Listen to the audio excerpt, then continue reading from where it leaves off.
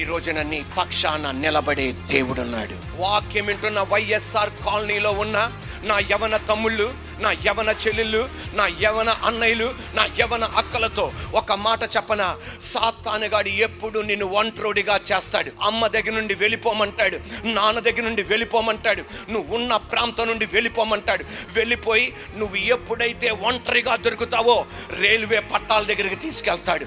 నువ్వు ఎప్పుడైతే ఒంటరిగా దొరుకుతావో లేనిపోయిన దుష్ట సంబంధాలకు తీసుకెళ్తాడు. నువ్వు ఎప్పుడైతే ఒంటరిగా ఉంటావో ఆత్మహత్య చేసుకోమంటాడు. నువ్వు ఎప్పుడైతే ఒంటరిగా ఉంటావో యాసిడ్ తాగేమంటాడు. అందువలన నిన్ను ఎప్పుడు ఒంటరిగా తీసుకెళ్తానా వెంటనే నువ్వు అనుకోవాలి, దెయ్యంగాడు నా మనసును ఆక్రమించేశాడు. వెంటనే బైబిల్ తీసేయి, యేసయ్యా నాకు సహాయం చేయమని అడుగు. నా దేవుడు నీలోనికి అడుగుపెట్టి నీ పక్షాన నిలబడి, నీ కుటుంబ పక్షాన నిలబడి నీ ద్వారా నా దేవుడు కార్యం చేస్తాడు.